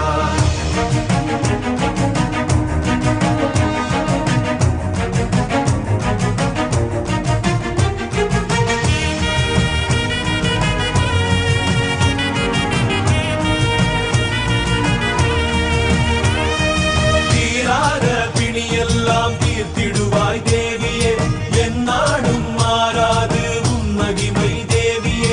தீராத பிணியெல்லாம் தீர்த்திடுவாய் தேவியே, என்னாடும் மாறாது உன் மகிமை தேவியே. வேப்பிலையில் ஆடை கட்டி வேண்டி வந்தோம் தேவியே, ராப்பகலாய் உன்னருளை நாடி வந்தோம் தேவியே. வேப்பிலையில் ஆடை கட்டி வேண்டி வந்தோம் தேவியே, ராப்பகலாய் உன்னருளை நாடி வந்தோம் தேவியே. குங்குமத்தில் குறி சொல்லும் பூலோக மாறியே, வந்து நீயும் எம் குறையை தீர்த்திடுவாய் காளியே. குங்குமத்தில் குறி சொல்லும் பூலோக மாறியே, வந்து நீயும் எம் குறையை தீர்த்திடுவாய் காளியே. உலகமெல்லாம் வாட்டி வரும் நோய் நொடிகள் யாவையும் தாயே நீ உன்னருளால் போக்கிவிடு தேவியே. உலகமெல்லாம் வாட்டி வரும் நோய் நொடிகள் யாவையும் தாயே நீ உன்னருளால் போக்கிவிடு தேவியே. ஆடி மாதம் அன்னை மாரியம்மனுக்கோர் திருவிழா, கூடி நின்று பக்தர்களும் கொண்டாடும் திருவிழா. ஆடி மாதம் அன்னை மாரியம்மனுக்கோர் திருவிழா, கூடி நின்று பக்தர்களும் கொண்டாடும் திருவிழா. தேடி வந்து அன்பர்களும் பொங்கல் வைக்கும் திருவிழா, தேடி வந்து அன்பர்களும் பொங்கல் வைக்கும் திருவிழா. ஓம் சக்தி ஓம் சக்தி ஓம் சக்தி ஓம் ஓம். ஓம் சக்தி ஓம் சக்தி ஓம் சக்தி ஓம் ஓம். ஓம் சக்தி ஓம் சக்தி ஓம் சக்தி ஓம் ஓம். ஓம் சக்தி ஓம் சக்தி ஓம் சக்தி ஓம் ஓம். ஓம் சக்தி ஓம் சக்தி ஓம் சக்தி. ஓம் வெங்கடேஷானந்தா ததாஸ்து. பெரும் செல்வமளிக்கின்றேன், கையிலை திருப்பணி செய், போய் வா. ஓம்.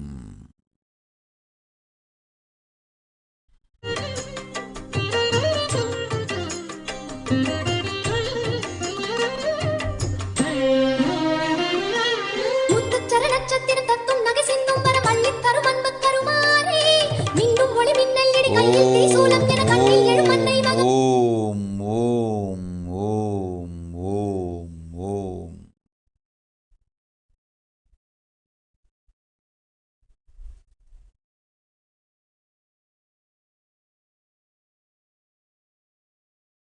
ஓம். சர நட்சத்திரம் தத்தும் நகை சிந்தும் வர மல்லித் தரும் அன்பு கருமாறே, மின்னும் ஒளி மின்னல் இடி கையில் தீசூலம் என கண்ணில் எழும் அன்னை மகமாயே. ஆடும் கடல் நீரை அள்ளித் தூவும் முகில் நீயே, ஆடும் கடல் நீரை அள்ளித் தூவும் முகில் நீயே. இசை பாடும் இந்த பேதை மனம் நாடும் தெய்வ தாயே, கருமாரி அன்னையே மனம் பாடுது உன்னையே. திரிசூலி தேவியே திரிபுரத்து தென்றலே.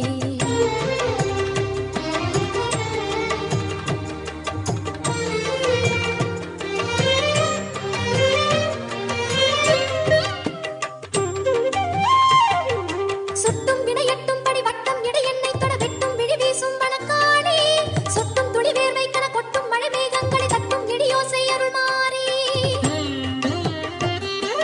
சுட்டும் வினையட்டும் படி வட்டம் இடை எண்ணெய் தொட வெட்டும் விழி வீசும் வனக்காளே, சொட்டும் துளி வேர்வை கன கொட்டும் மழை மேகங்களை தட்டும் இடியோசை அருள் மாறி. தாங்கும் சொந்த தாயாய் வந்து பாசம் பொழிந்தாயே, தாங்கும் சொந்த தாயாய் வந்து பாசம் பொழிந்தாயே. திசை தேடும் விழியோரம் புது உதயமாகும் தாயே, சித்தன் தனிலித்தம் வரும் சந்தங்களை சொந்தம் என தந்த தமிழ் தங்கச்சிமி தாயே. தத்தும் கடல் தத்தும் மலை முத்தம் இடும் கன்னித்தரை ஆளும் இளம் குமரிக்கரை நீயே. சித்தன் தனிலித்தம் வரும் சந்தங்களில் சொந்தம் என தந்த தமிழ் தங்கச்சிமி தாயே. தத்தும் கடல் தத்தும் மலை முத்தம் இடும் கன்னித்தரை ஆளும் இளம் குமரிக்கரை நீயே. வானும் இந்த மண்ணும் உனை வாழ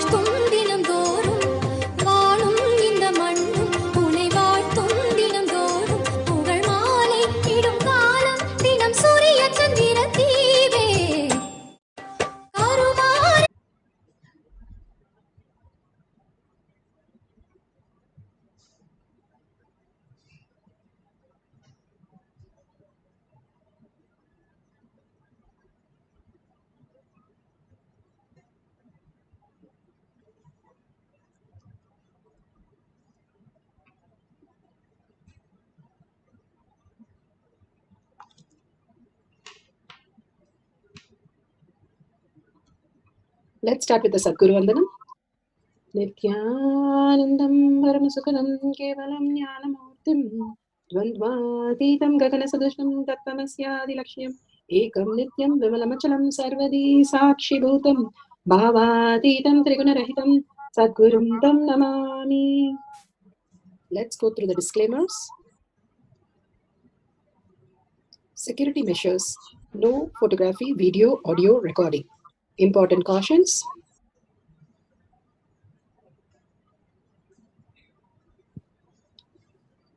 Please be aware of the important cautions.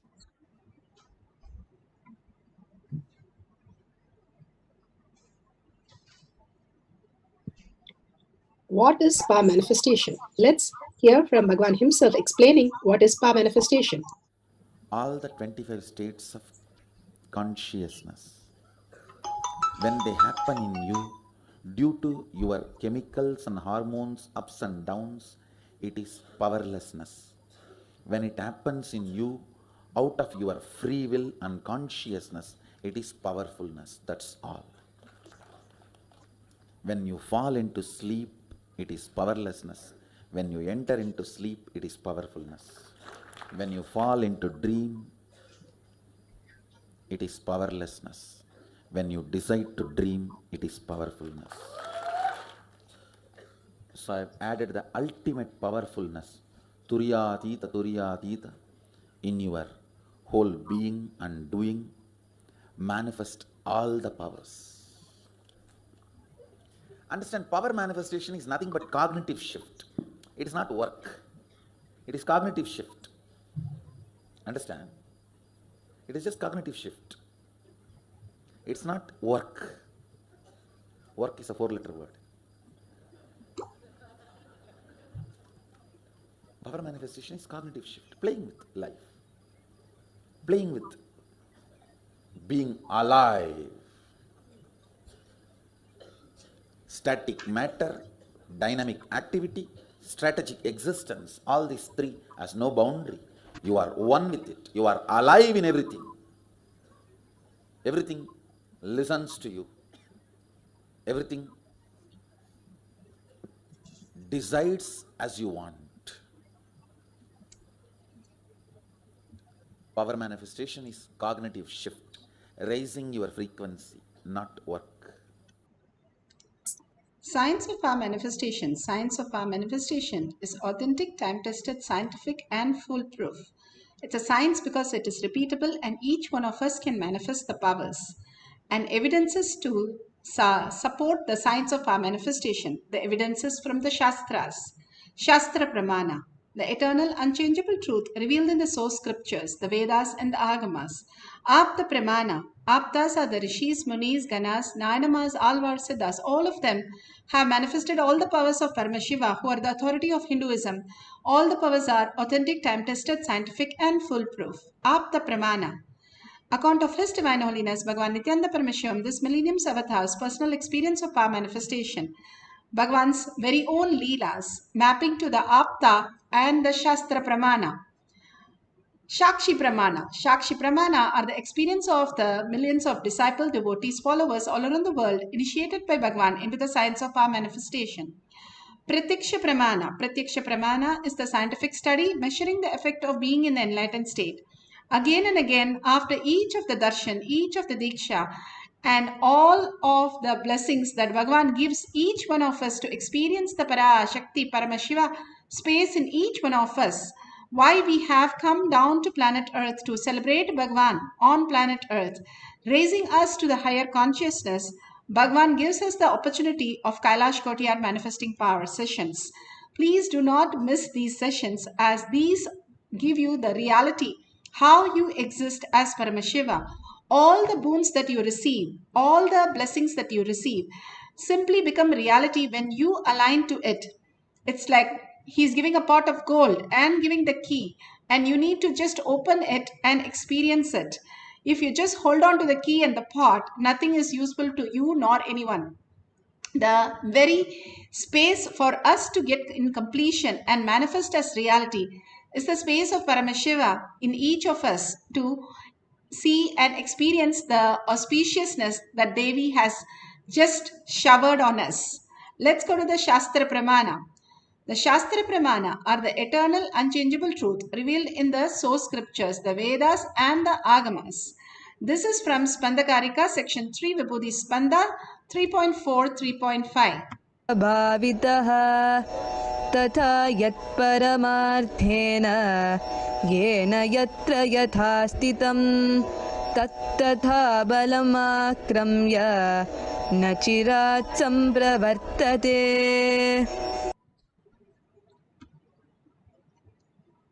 This is from Spandakarika for the power of the spiritual reference for the power of manifestation of the measuring of the manifestation power of teleportation. Bhagavan Paramashiva beautifully says in the power, the Sutra, Spandakarika, section 3, Vibhuti Spanda, Sutra 3.4, 3.5. Bhagavan Paramashiva says, indeed, just an object or static matter, which in spite of all the attentiveness of the mind is perceived and seen indistinctly at first, then appears and manifests more distinctly and clearly when observed with the strength of one's visual power.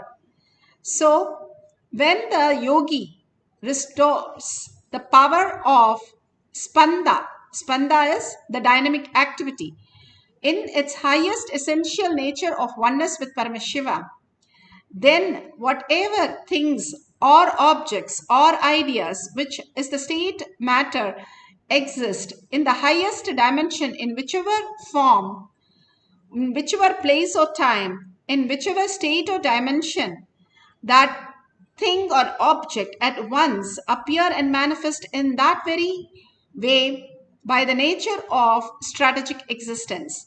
How beautifully Bhagavan explains the static matter, Paramashiva, the dynamic activity, the Parashakti, constantly manifesting as our reality, and strategic existence. Such a beautiful space of the power of will.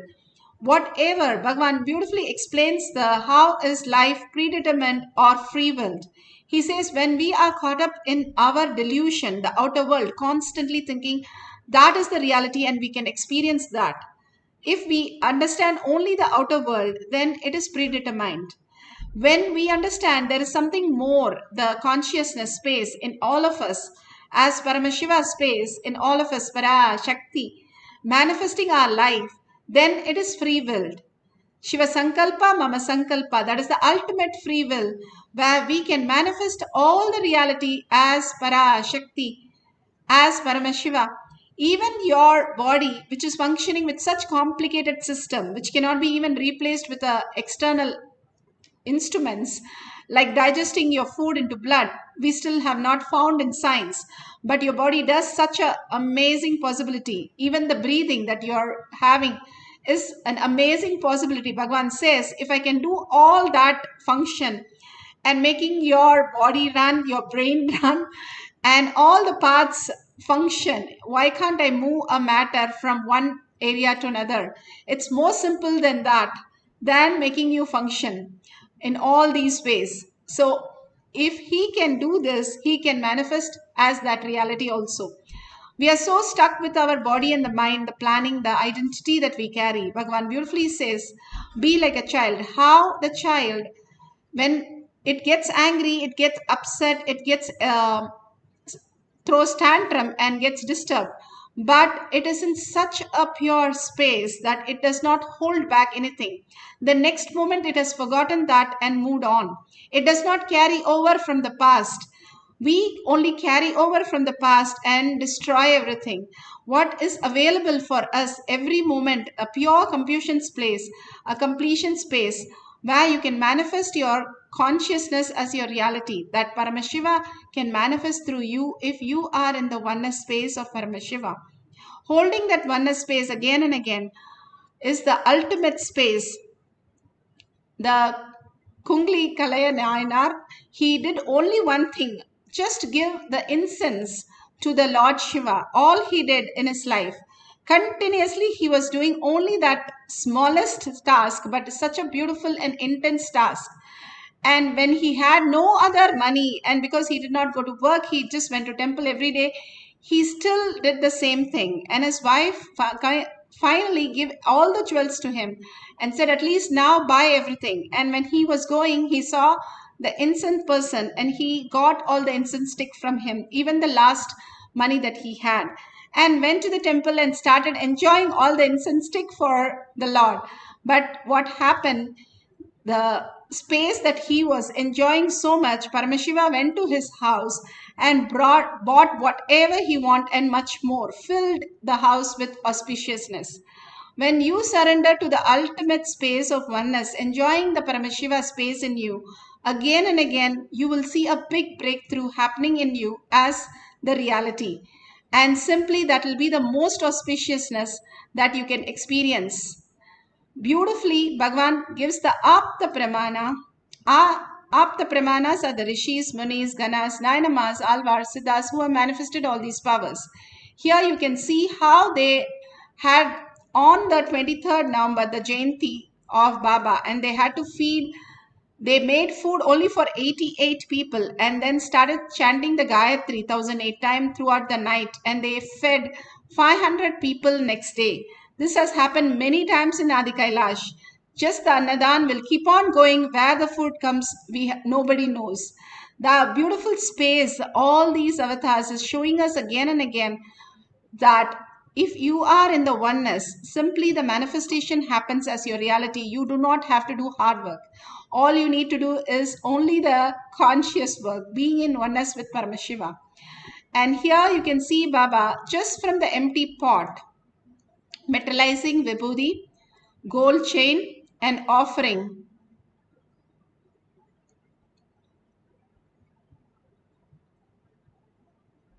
on the deity. The pot is completely empty and you can see he is materializing the gold chain also. All this is possible. There's no handshake, there's no nothing. If you see under the CT scan, it simply appears and just materializes from nowhere. That's why science is still trying to catch up how these are possible.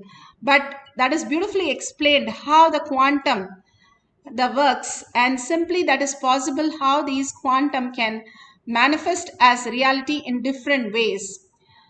And Atma Pramana, Bhagavan himself materializes from the deity of Singapore deity, the Vibhuti and the Kumkum that Bhagavan explains. And the Prana Pratishtha, along with the Prana Pratishtha of Durga Devi, we also had Prana Pratishtha of Nithyanandeshwara, Nithyanandeshwari and Nithyananda in Singapore. The Singapore deities were consecrated, the Prana Pratishtha was done, and after the Prana Pratishtha I said Kumkum and Vibhuti will materialize, and it has already started materializing on the deities. Means the Prana Pratishtha is done, the process is complete. Beautiful. Now the Singapore temple and Sangha will happen beautifully, and Nithyanandeshwara, Nithyanandeshwari and Nithyananda who are now gracing the Singapore will bless the whole Singapore. Blessings to whole Singapore. They will cause all your space into reality and all the auspiciousness. They will bring all the auspiciousness. Now you will see. Simply they will do the completion for everyone. Anyone who does completion in the presence of those deities will become completely complete. All their prayers will be answered. The space will be made into reality. They will become a powerful energy center for Singapore. Blessings. So beautiful how these are materialized. We can see the teleportation from one Meru has moved into the other. The devotee has beautifully shown us in the picture. The Shakshi Pramanas show us that these are possibility that everybody experience in the oneness space of Paramashiva. Now let's go to the instruction for manifesting the power of teleportation. You can arrange the cups with Jnananjan, or you can have turmeric, kumkum, vibhuti, or the basma ashes, or sandalwood paste, whatever it is available, you can have it in one set of the cups. Even liquid is perfectly okay. You can have honey or rose water. And the other side, make sure the deity or the padukas or the cups that you're having, completely it is wiped. And there is no way you take a couple of pictures and see in a couple of angles, so that there is nothing in those cups or anywhere near the deity, around it, under it. We have seen many times you get up and then you see some pearls just falling over from your lap. And these are things which we have seen many times. It happens, and so many times in the inner awakening program, many have experienced all this as reality. So make sure everything is perfectly clean and take some pictures. And if you can start recording the video, that's phenomenal. If you have the kantamala, you can take the Jnananjan from the kantamala and apply in the third eye and your temples. The 3 points Bhagavan is beautifully showing us. And sit straight with your head, neck and spine in a straight line. Visualize Paramashiva in your third eye, Parashakti, her beautiful smile, her eyes, just her eyes can melt you into oneness with Paramashiva. Absolute unclutching from the outer world. We are always thinking the body and the mind is the one which is getting all the attention, and that is what you're living out of. Bhagavan says only 5% we live out of mind and 5% out of the body. Even while we are sleeping or deep sleeping, we are not using this body nor this mind. It's randomly happening inside us. When we understand there's something more than this body and the mind, which can never get fulfilled because it is in the dream. If you eat an ice cream in your dream, will you be fulfilled? You will not. Or you get hurt in the dream, will you go to hospital? No, you will not. That's exactly what Bhagavan is saying. All that we are experiencing and all that we are seeing is in a dream, in a different level of dream. But if you wake up from this and understand you are Paramashiva, you are in the quantum space, how it happens as a wave, how it happens as a particle, and simply it can pass over anything, it can manifest anything, and that's what who you are. And you're wholly connected with anything and everything in the cosmos. So you can download anything, you can push anything, manifest anything, you can create anything. All that happens when you realize that you are not just the body and the mind, but you are Paramashiva. And that can be achieved when you are constantly holding the space. I am Paramashiva walking, I am Paramashiva drinking coffee, I am Paramashiva reading this book, I am Paramashiva listening to Parashakti, everything, feeling the oneness with everything. And simply you see the Paramashiva space in everybody. Beautifully, Krishna says to Uddhava, Uddhava says, give me one thing which will work. He says, see everybody as Krishna, that's it. It's everything that exists is Paramashiva manifested as Parashakti. The static matter, dynamic activity, and your strategic existence becomes one and the same with when you are in the oneness with Paramashiva, simply manifesting the highest intelligence. The intelligence knows what to manifest. You do not have to check on it. You don't have to tell it. Nothing is required. All you need is simple integrity and simple obedience. That Bhagavan, whatever he says, immediately, do not take chances. Do not bring logic, but just do it as Bhagavan wants it. Because that is the right way to do something, and the easiest, shortest distance to manifest your reality is the gratitude space. Hold that as oneness space and manifest whatever Bhagavan is giving you as prasada. All the auspiciousness starts downloading in each of us when we start manifesting these powers, even a little bit. Even your Kundalini energy is up. It's simply the bringing more and more auspiciousness to you. So intensely chant the Mahavakya, which brings down our TPS, and experience the oneness with Paramashiva. Constantly chant the Mahavakya till it becomes Achapa Chapa. Achapa Chapa is something you do not use your tongue to make the sound, but it just starts resonating in your throat. So continuously hold to the center of the Achapa Chapa, the chanting Mahavakya, and simply it will become Achapa Chapa in your throat. Even while you're driving, you're drinking coffee, or you're working, just put the background music as Mahavakya and see the difference that is happening. We have so many scientific study how mantras changes our reality. And chant the Mahavakya. If you're just listening to it, there's one level, but if you're chanting, you are in a next level of manifestation. If you're listening, that gives one result, but if you're chanting loudly from your navel center and listening, something else starts happening in you. The beautiful space of oneness manifest as reality. Beautiful, the oneness capsule literally lets us to entangle with a higher consciousness in a higher space and manifest our reality. So let's sit straight, bring the awareness to your third eye, start chanting the Mahavakya and hold Parashakti, how Bhagavan said, with her 25 heads and 75 eyes and 50 hands, blessing everybody, grazing everybody, and enjoying everybody, just overflowing with the love, unconditional love. Hold only that space of Paramashiva, Parashakti in you and see the auspiciousness, all of you all over the world, manifesting the ultimate power of oneness. Simply will manifest all your reality, not just this teleportation, but your own reality as your health, wealth, and completely bliss. Let's start chanting the Mahavakya a few minutes for the first cycle, and let's start the video recording. Sit straight and start chanting the Mahavakya intensely. Nithyananda Paramashivoham. Om Nithyananda Paramashivoham.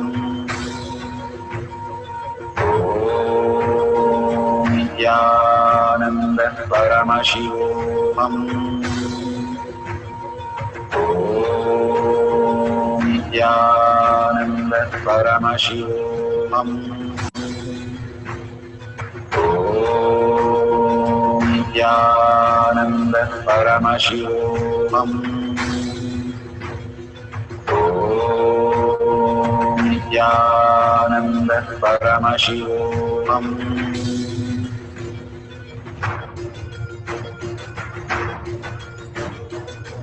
Paramashivoham, Paramashivoham. Let Paramashiva's third eye manifest in all our third eyes. Let the Amrita pour, let the Varni open up, manifest in all of us. Paramashivoham, Paramashivoham, Paramashivoham, Paramashivoham.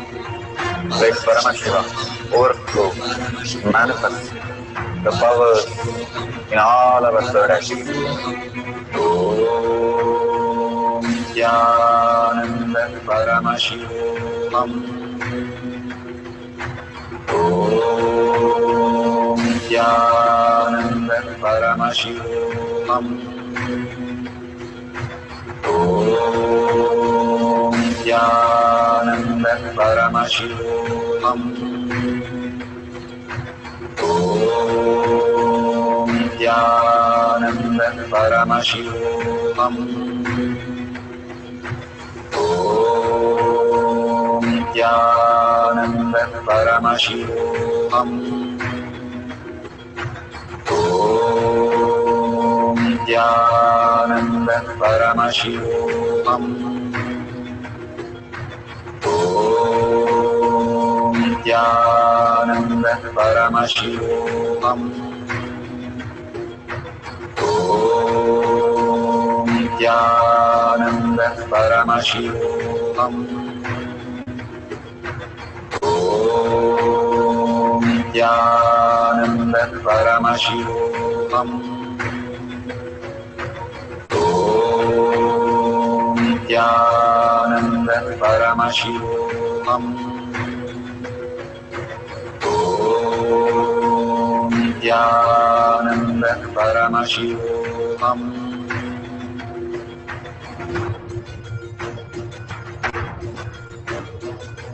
Paramashivoham, Paramashivoham. Let Paramashiva's third eye manifest in all our third eyes. Let the Amrita pour, let the Varni open up, manifest in all of us. Paramashivoham, Paramashivoham, Paramashivoham, Paramashivoham. Let Paramashiva overflow, manifest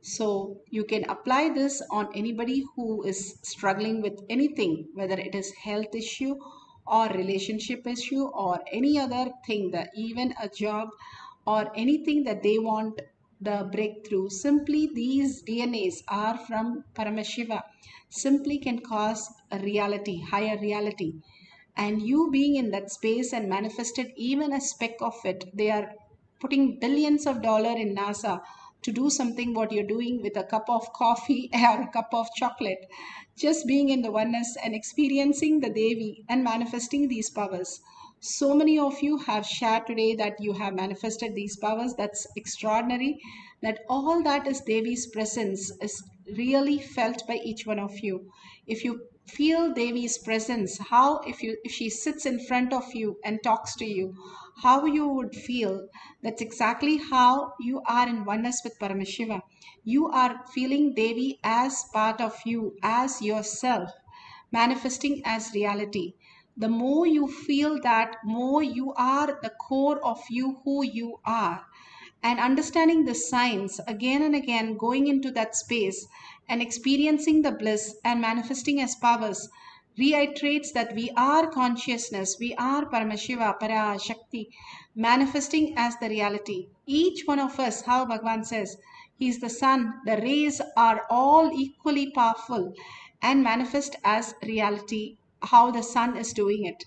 And exactly how, if you align ourselves to the higher reality, we will be able to manifest much more and much higher space of reality that we are come down to experience. Only thing, we need to drop the few things that we are trying to hold on to justify our identity. When we drop that and simply surrender, every time we are stuck, surrender to Bhagavan's lotus feet. That gives the more and more conscious space, more intelligence for us to have a breakthrough. Only surrendering works in life. Surrendering that identity that you hold is what you need to surrender. Then you get, how you go to a country, you surrender the passport and you get a stamp of the new thing. That's exactly how Bhagavan is giving us the higher space of consciousness when we surrender our identity which we lived so far. How from a school you go to college, it's completely different. From a college you go to an office, it's completely different. From an office you get married, it's completely different. Each identity that you're holding is, you have to give away the other identity. You do not crawl on the ground, you do not behave like a school kid when you go to college or you're married. That's because you have dropped that identity. Same way, you are Paramashiva. All the Siddhas and Munis and Ganas and all of the Nayanas have manifested these powers. You can drop the identity and live as a king. It's not that you're going to become some sadhu in some place. You are going to experience the highest consciousness by manifesting Bhagavan himself, the core of him. The core of you is nothing but him. He is manifesting. If we are so intelligent to grasp him, he is more intelligent to manifest through us the presence of Paramashiva. So hold that as oneness. He is more intelligent than me. That's what he says. Don't tell the problems. Don't tell me how big your problems are. Tell the problems how big I am. If the elephant jumps in an ocean, nothing happens to the ocean. So tell how big ocean is, not how big elephant is. All your problems disappear in the deep sleep. Same way it can disappear, not only disappear, manifest as auspiciousness. When you understand you are Parashakti, again and again hold that very strongly inside you, and simply you will see that you will be overflowing with such beautiful reality, auspiciousness in your life. Let's hold that powerful cognition and start chanting the Mahavakya for the cycle 2 and manifesting the powers of teleporting. You can wipe that place and start recording again for experiencing the teleporting prasadas from Bhagavan himself. Let's sit straight with the head, neck and spine in a straight line and start chanting the Mahavakya, holding Parashakti in your third eye continuously and doing it intensely. Be here for a few minutes. Do not take your cell phones and gadgets for a few minutes. Switch it off and chant the Mahavakya.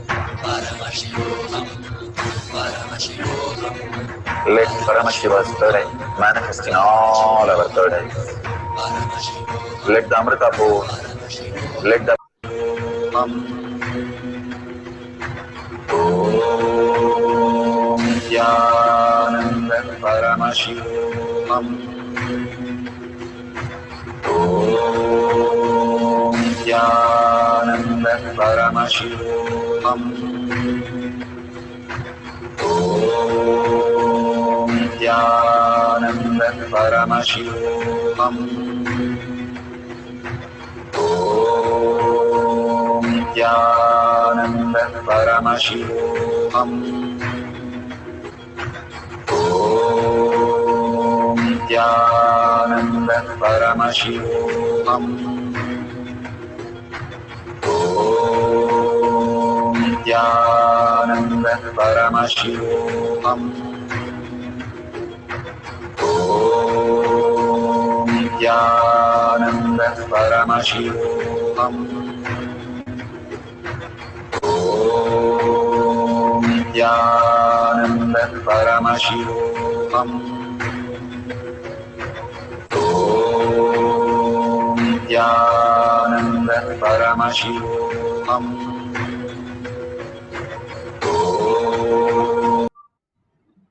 That's a beautiful space that you have experienced, manifesting the powers of teleportation. Whatever Bhagwan has given as prasada and the beautiful space that you are in, just have the deep earning and gratitude and share it in tinyurl.com/powermanifestation.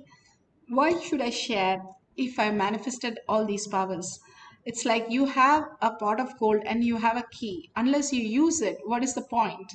All these power manifestation is to make you Paramashiva, and only thing you need to understand is you sharing with others again and again, telling the world that you are Paramashiva will only make you Paramashiva. It's like I am rich, but nobody knows I'm rich.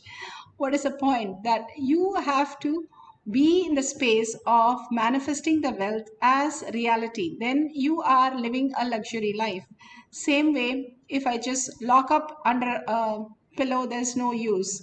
Unless you are more and more telling the world that you are Paramashiva, this is the powerful cognition, and these are the manifestation that happened. Again and again, your words are who you are.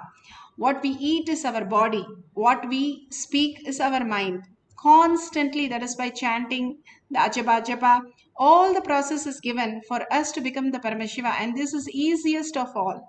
Just going and sharing in the Facebook and tagging to your friends and family. Put it in your local groups and local social medias. That's also perfectly fine. If you can share it in tinyurl.com/powermanifestation and thank Bhagwan for what he's showering. Devi just spending 2 hours every single day and showering on us and giving us boon, clearing our karma, uncompassionable, uncompromised compassion, overflowing the love for each one of us, micromanaging each one of our life. And you can see meticulously doing it again and again and again, year after year, centuries after centuries, so dedicatedly. That space, thank Bhagwan for all that showering. And because we are here till the end of the manifestation to experience this, we are the blessed ones. Do Anga Pradakshina for yourself also for manifesting these powers. Simply only if you are supposed to be as your predetermined and free will, you are blessed with these spaces to manifest in the Kailash courtyard. Whoever it is who is coming to Kailash courtyard will manifest the powers of Paramashiva, Bhagwan has said. It's like a temple. You go into the temple, whoever it is, whether they believe or not, it simply manifests as reality because the space, the temple, higher frequency it is, it simply projects as the reality. Same way, click on the $sign, offer anything that you can. Do not judge by, oh, why should I give $1? It's a money. Why should I pay some for something? This is not a fee. This is not a pay, but contribution. How you contribute to others' life as powerful cognitions and power manifestations, videos and clippings and all that details. Same way, contributing as currency, as your donation, expands your Kailasa in your inner space. It's not going to do anything in the outer world. These things cannot buy anything in the outer world much, but something it can do phenomenal in your inner space. That is why simple integrity, simple obedience makes us into the highest reality. Small things makes our life, not big things. How breath is very small but runs your whole life. So understand these small instruction from Bhagavan to manifest our reality is a blessing, is a boon. Don't miss any of the instruction and simply be in that oneness space of Paramashiva to manifest all these. In a deep gratitude to Bhagavan with the earning space, let's thank Bhagavan and surrender all this powerful cognition and powers to Bhagavan's lotus feet. Whenever you offer to Bhagavan's lotus feet, you expand in the consciousness as higher reality. With that, thanking each and every one of you who are staying back to manifest the powers and receive the prasada. Thank you so much. Please, your photos and videos are really, really appreciated. And please share it in tinyurl.com/powermanifestation. And thank you for contributing. Anybody who is offering, thank you so much for contributing to Kailasa. With that, let's end the session with a Purna mantra. Om Purnamada Purnamidam Purna Purnamudashyate Purnasya Purnamataya Purnameva Vashishyate. Om Shanti Shanti Shanti. Hari Om Tat Sat Sarvam Bhagavate Sri Nithyananda Paramashivam Padukarpanamastu. Om Nithyanandam. Thank you so much for staying tuned to the Power Manifestation session. Stay tuned for more information in the next session of Kailasa, manifesting all the darshan, pre-satsangs and all the testimonials, and finally Bhagavan's darshan and Power Manifestation session. Thank you, Nithyanandam.